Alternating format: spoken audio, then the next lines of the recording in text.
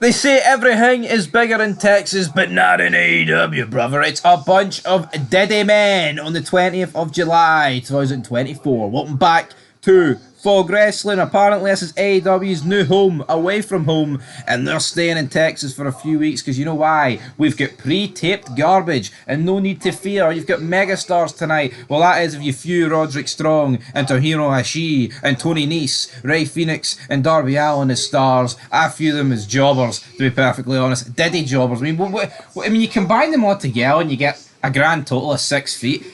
It's embarrassing. You wonder why we went from reviewing to recapping. I'm even debating recapping this, man. I think if you watch this, you deserve kneecapped. It's pish, isn't it? It's not very good. No, it's not very good, but let's talk about it. We're in Arlington, Texas. Tony Schiavone, Nigel McGuinness on the call. And we kick off with Darby Allin against the Beast, Mortos.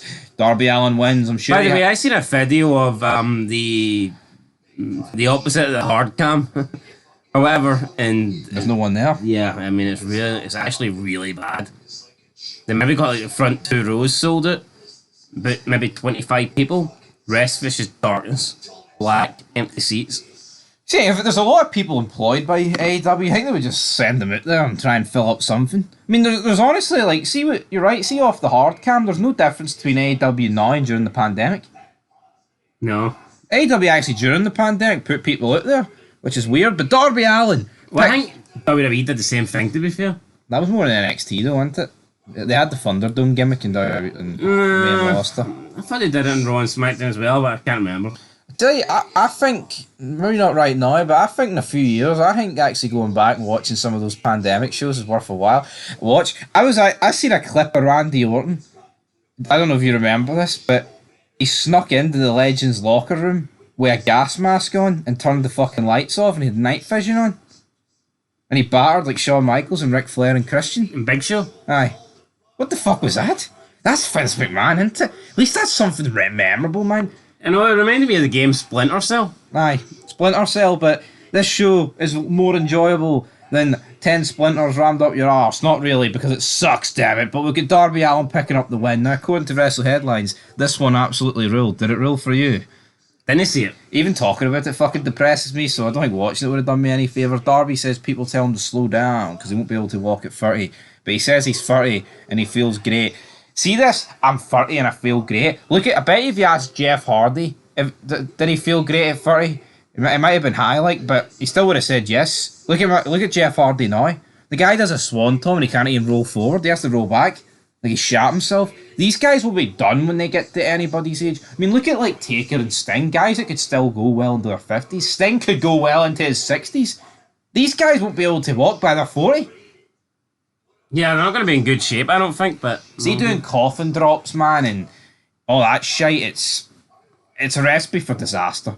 See, doing moves where you're not protecting yourself from the landing. I think, here, if you want to go all out at a big pay-per-view, fair enough. But Darby Allin risks it all on shows with about 5 people in the crowd, and this show is no different.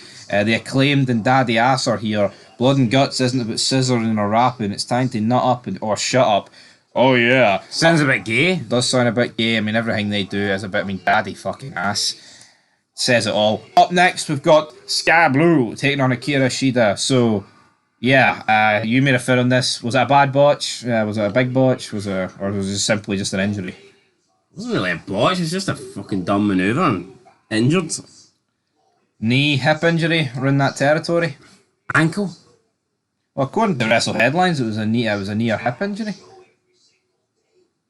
Well, I mean, she couldn't walk on one leg, so I don't think that's a hip injury. Well, either way, knee, hip, ankle, injury, not good. This is just a regular. Tony Khan tweeted it was an ankle injury. So I'll listen to what Tony Khan said over Wrestle Headlines, thank you very much. One time in your life you listen to Tony Khan. Aye.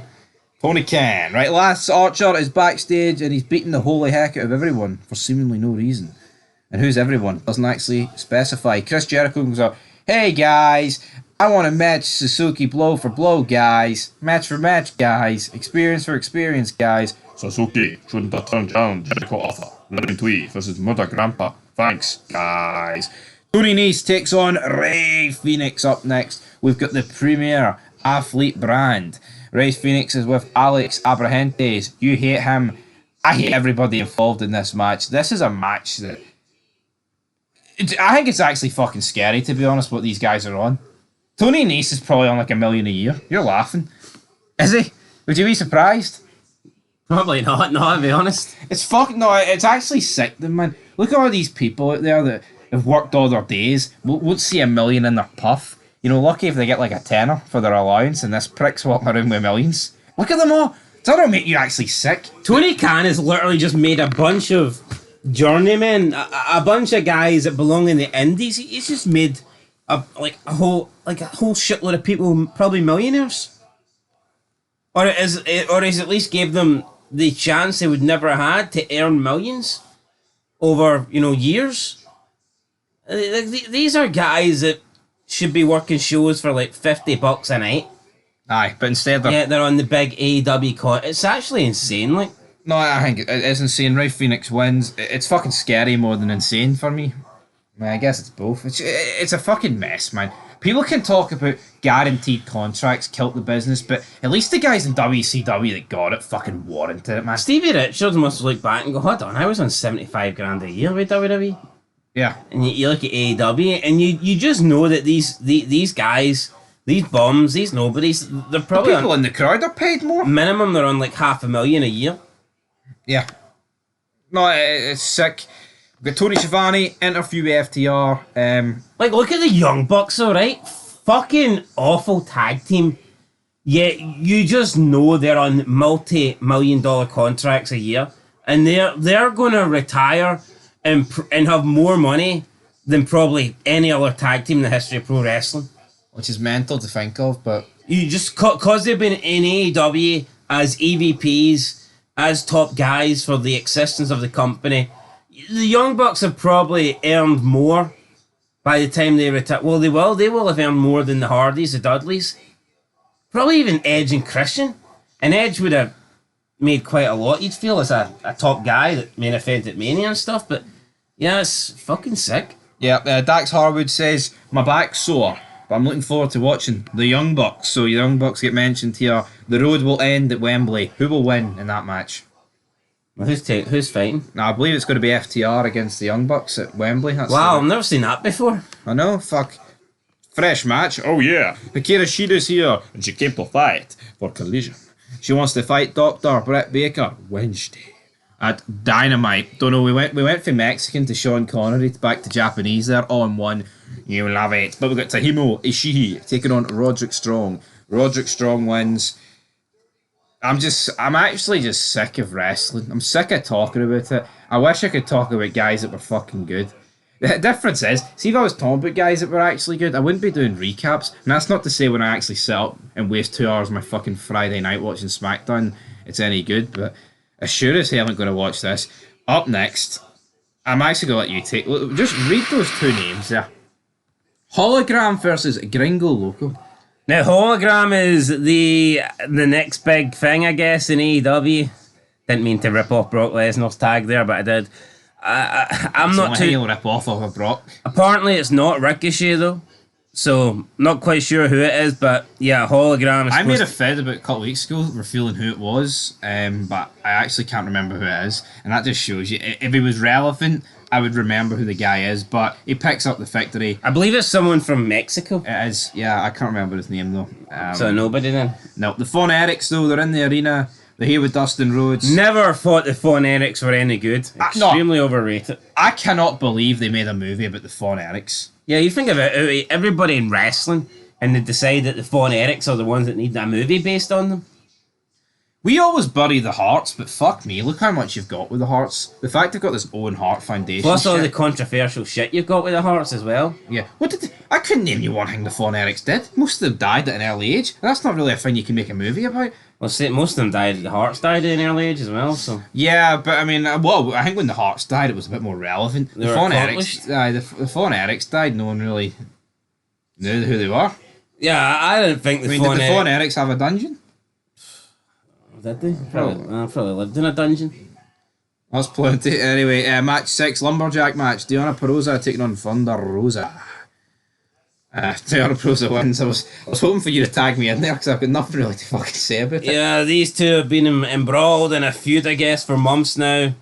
Deanna Prosa wins. I don't really care. You don't really care, right? With the trio championships, the Bang Bang Gang Bang Gang Bang taking on the Patriarchy. Patriarchy. God damn, you made me so proud to be a patriot. But new trio champions. Yeah, Patriarchy win. Christian's got a belt again. I think the guy should have a world title, but he's going to have to settle for a shitty third of a trio championship that's not relevant.